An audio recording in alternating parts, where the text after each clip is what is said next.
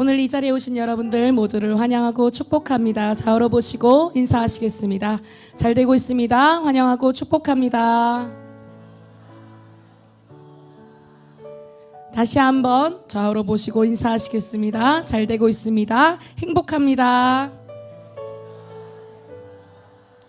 오늘 함께 은혜 나눌 말씀은 누가복음 19장 1절에서 10절까지의 말씀입니다.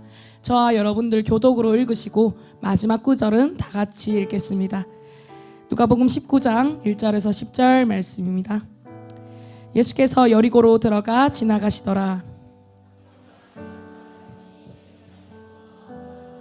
그가 예수께서 어떠한 사람인가 하여 보고자 하되 키가 작고 사람이 많아 할 수 없어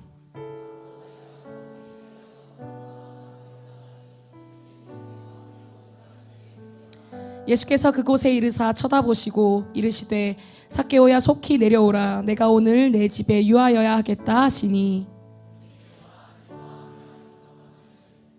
뭇사람이 보고 수군거려 이르되 저가 죄인의 집에 유하러 들어갔도다 하더라.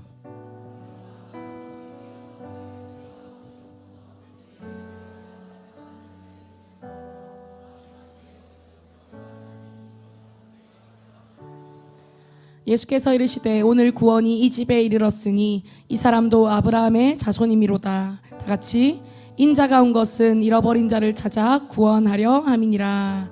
아멘. 오늘 말씀의 주인공은 자신의 이름을 아주 오랜 시간 잃어버렸었습니다.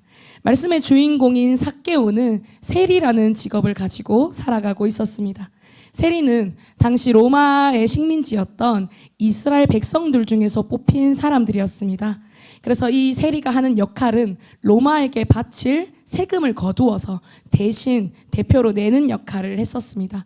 그런데 이 세리들이 정당하고 또 정직하게 세금을 바치는 사람들이 아니었습니다.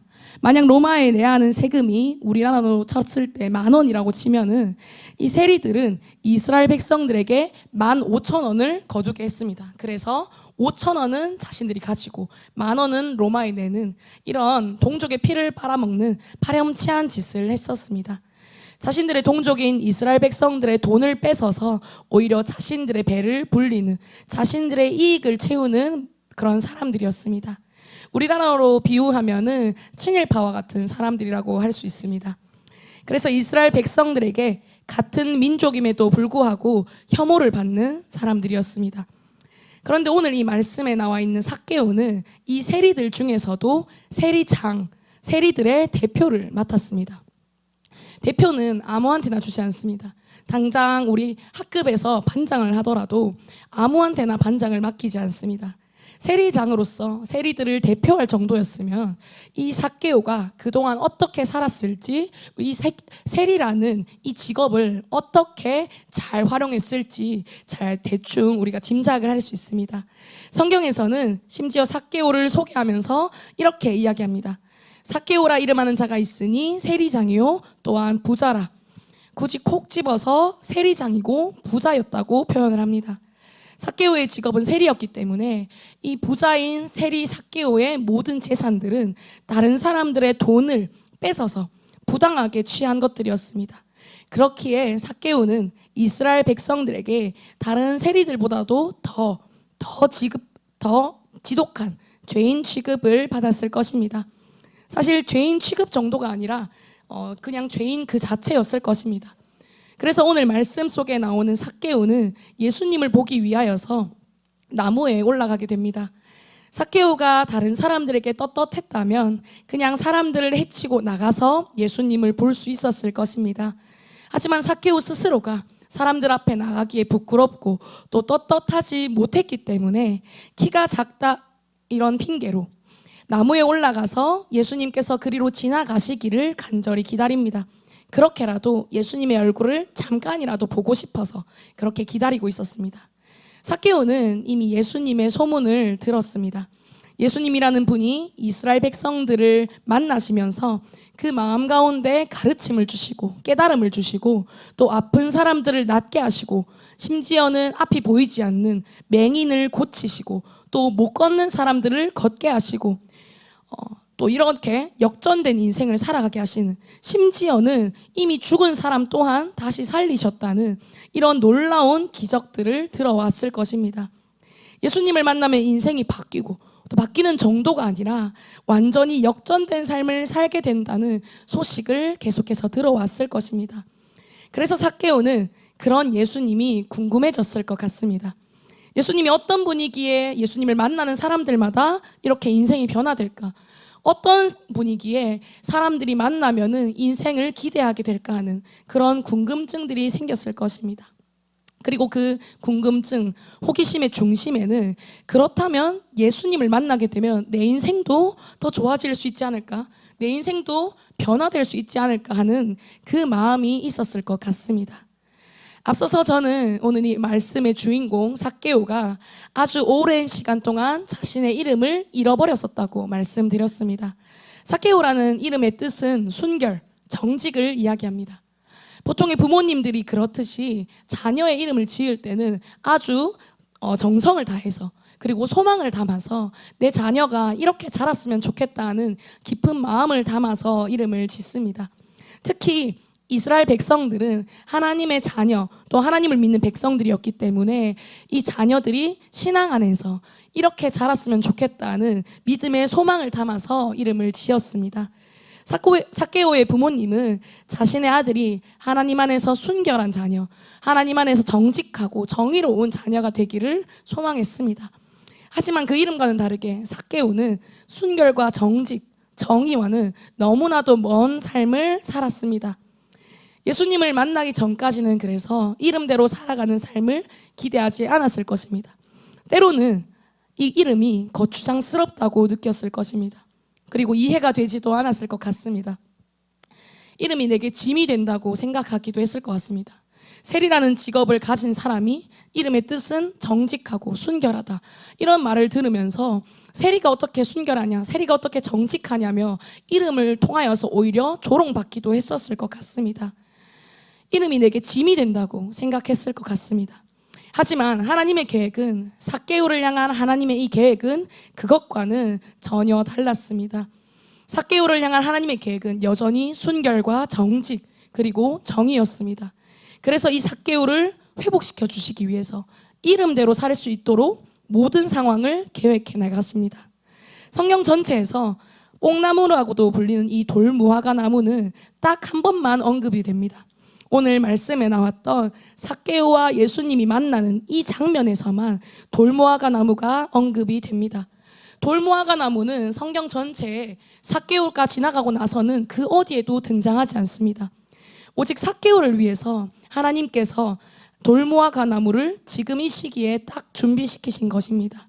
그리고 삭개오가 이 나무에 올라가서 예수님이 지나가기를 기다릴 것을 알고 예수님께서는 삭개오를 만나 주시기 위하여서 일부러 그 밑으로 지나가 주셨습니다. 그래서 오늘 말씀을 보면 그 나무를 지날 때 마치 기다렸다는 듯이 예수님께서 나무를 보며 삭개오를 부르십니다.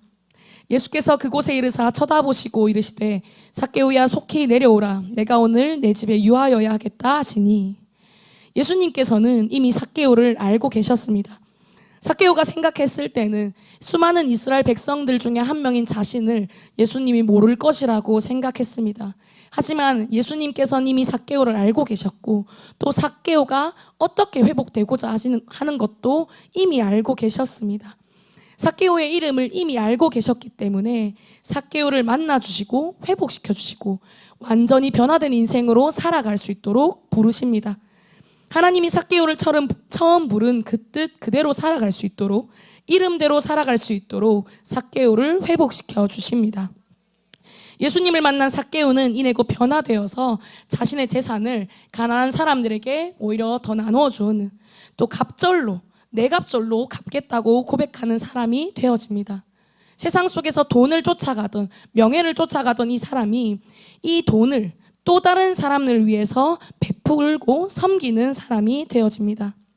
오늘 우리에게도 하나님께서는 각자에게 딱 맞는 자신만의 이름들을 주셨습니다. 그런데 세상 속에서는 이 이름을 깨닫기가 어렵습니다. 세상은 성공을, 또 돈을, 명예를 바라보게 하기 때문입니다. 그렇기 때문에 세상은 내 진짜 이름을, 내 진짜 가치를 발견하지 못하게 합니다. 내 가치가 그저 돈을 위해서 살아가는 것처럼 착각하게 만듭니다. 때로는 이름이 중요치 않다고 생각하게 합니다. 삭개오가 돈을 위해서 자신의 이름을 버렸던 것처럼, 자신의 이름이 자기가 살아가는 데 있어서 오히려 짐이 된다고 생각했던 것처럼 세상이 내 진짜 가치를 몰라보게 만듭니다. 그리고 하나님이 이미 내게 귀한 가치를, 귀한 이름을 주셨는데도 그것을 찾는 게 중요한 것이 아니라 돈을 더 얻는 게 중요하다고 착각하게 만듭니다. 이런 삶은 결국 하루하루를 기대하고 또 살아내는 것이 아니라 그저 하루하루를 견뎌내고 버텨내게 만듭니다. 우리는 우리의 진짜 이름을 발견해야 합니다. 우리가 살아가는 진짜 이유, 목적을 발견해야 합니다. 그 이름을 발견할 때, 하나님을 만나고 예수님을 만날 때 우리는 진짜 가치, 진짜 이름, 내 인생의 진짜 목적을 깨닫게 되고 발견하게 되어집니다. 이 세상에 그냥 태어난 사람은 아무도 없습니다. 모두가 각자의 이유가 있게 다 태어났습니다. 모두가 목적이 있는 삶을 살아갑니다. 그 삶을 하나님께서는 하나님의 사랑 안에서 발견되게 하시고 또 살아내게 해주십니다.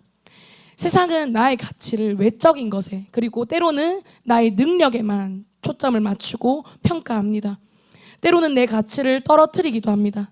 또 때로는 나 스스로가 내 자신의 가치를, 내가 살아가는 이유를 없애고는 합니다. 또 왜곡하고 조롱하기도 합니다. 하지만 그렇더라도 한 번 정해진 나의 이름, 한 번 정해진 나의 가치는 절대로 변하지 않습니다. 나의 이름은 절대로 변하지 않습니다. 하나님께서 내게 주신 이름을, 나의 가치를 지켜주시기 때문입니다. 말씀을 맺겠습니다. 이제는 우리가 이전처럼 살지 않기로 결정해야 합니다. 이름 없이 살지 않기로, 이유 없이 살지 않기로 결정해야 합니다. 더 이상 버텨내는 삶이 아닌, 더 이상 내 이름을 잃은 채로 그저 그렇게 살아가는 삶이 아닌 내 이름대로 빛나는 인생을 살아갈 것을 결단해야 합니다. 오늘 이 예배 자리는 하나님이 불러주신 자리입니다.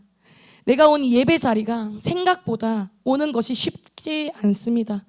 나는 내 친구가 불러서, 또는 엄마가 불러서, 또는 아는 선생님이 불러서 내가 내 발걸음 옮겨서 내 힘으로 온 것 같지만 사실은 하나님께서 여러분들을 사랑하셔서 진짜 이름을 찾게 해주시려고 직접 여러분들을 한 사람 한 사람 불러주신 것입니다. 그리고 앞선 누군가를 통하여서, 앞선 내 친구를 통하여서, 앞선 선생님을 통하여서, 또는 앞선 부모님을 통하여서 내게 이 예배 자리로 부르시는 그 음성을 듣게 하신 것입니다. 이 자리까지 나오셨다면 이제는 한 발자국 더 나아가서 나를 불러주신 하나님을, 내게 진짜 이름을 찾게 하시는, 내 인생의 진짜 목적을 찾게 하시는 그 주님을 내 마음에 모시기를 소망합니다. 이 주님을 마음에 모실 때 내 인생은 더욱더 진짜처럼 반짝반짝 빛나게 되어집니다. 이제껏 가짜로 살아왔던, 이제껏 돈만을 쫓아가고, 이제껏 그냥 세상에서 잘 나가는 것만을 바라보며 살아왔던 내 인생을 진짜로 행복하게, 진짜로 더 반짝거리게 살아내게 하는 인생으로 하나님께서 내 인생을 인도해 나가십니다. 지금 이 시간 우리 인생에 세상이 줄 수 없는 사랑을, 또 세상은 알려주지 않는 내 진짜 가치를 알려주시는 그 주님을 마음에 모실 수 있도록 기도로 도와드리겠습니다. 다들 눈을 감고 제가 하는 기도를 따라해 주시기 바랍니다. 사랑의 하나님, 저는 죄인입니다. 지금까지 내 인생 내가 주인 되어 살아왔습니다. 그래서 문제를 만나면 힘들고 외롭고 두려웠습니다. 이제는 더 이상 이렇게 살지 않기로 결정합니다. 지금 내 마음의 주인으로, 왕으로, 구원자로 들어와 주십시오. 예수님께서 십자가에서 나의 모든 죄를 용서하시고 내 삶의 모든 문제를 해결해 주신 것을 믿습니다. 지금부터 하나님은 나의 아버지가 되시고 나는 하나님의 딸이 되었고 아들이 되었습니다. 영원한 생명을 주시고 천국 가게 하심을 감사드리며 예수님의 이름으로 기도드립니다. 아멘. 이 예수님을 마음에 모실 때 예수님께서는 또 하나님께서는 내 진짜 이름을 찾게 해주십니다. 바로 어느 것보다도 귀한 하나님 자녀라는 이름을 먼저는 찾게 하십니다. 이 모든 것을 만드신 이 세상의 주인이 바로 내 인생을 이끄시는, 내 인생을 가장 가치로운 길로 이끄시고 행복의 길로 이끄시는 나의 아버지이십니다. 그리고 그 아버지는 나에게 또 다른 귀한 이름을 주셨습니다. 그 이름이기에 우리는 이 세상 속에서 두려움으로 하루하루를 버텨내는 것이 아니라, 불안으로 하루하루를 버텨내는 것이 아니라 이름대로 살게 하실 하나님을 기대하는 인생이 되어집니다. 미국의 강철왕으로 유명한 카네기의 서재에는 위에 그림이 걸려져 있다고 합니다. 이 그림은 황량하고 또 쓸쓸한 해변에 초라한 나룻배 한 척과 또 낡은 노가 썰물에 밀려서 쓰러져 있는 보잘것없어 보이는 그림입니다. 하지만 이 그림의 밑에는 이런 글귀가 적혀져 있습니다. 반드시 밀물 때가 온다.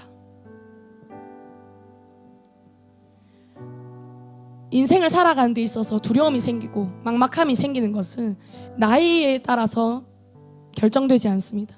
초등학생도 초등학생만의 문제가 있고 고민이 있고, 중학생도 고등학생도 대학생도 각자의 인생에는 각자의 두려움이 있고 각자의 고민이 있습니다.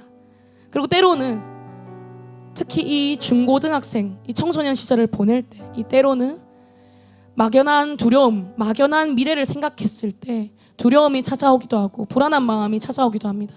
그리고 그 막연한 두려움은 그냥 내 인생 알아서 사라지겠지 하는 포기하는 마음으로 이어지기도 합니다. 사랑하는 여러분, 예수님을 만나게 되고 예수님을 마음에 모시고 하나님을 만나게 되는 우리 인생에 하나님께서는 이 막연한 두려움, 또 그저 그렇게 살아가는 인생으로 포기하게 하는 마음, 합리화하게 하는 모든 마음들, 이런 마음들을 다 벗어버리게 해주십니다. 그리고 하나님이 내게 주신 각자의 이름의 가치대로 살아낼 수 있는, 진짜 이유대로 살아낼 수 있는, 밀물때를 기다릴 수 있는 힘을 더해 주십니다. 우리 인생에는 반드시 밀물때가 찾아옵니다. 지금 우리가 어떠한 순간을 지나고 있든, 지금 우리가 어떤 문제를 만나고 있든, 지금 내가 어떤 고민 앞에 서 있든 우리 인생에는 하나님이 보내주시는 밀물이 반드시 찾아오게 됩니다.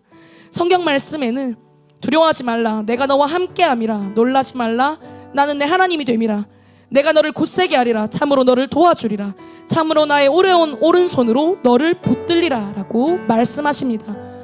오늘 우리에게 하나님께서 이와 같이 이야기하십니다. 내 인생을 하나님께 맡길 때 이 모든 두려움에서 벗어날 수 있다고 이야기하십니다. 이제부터 내 인생 더 잘 될 줄 믿습니다. 내 인생을 더 가치롭게 하실 하나님을 의지하는 우리 모두가 되기를 간절히 소망하며 기도합니다.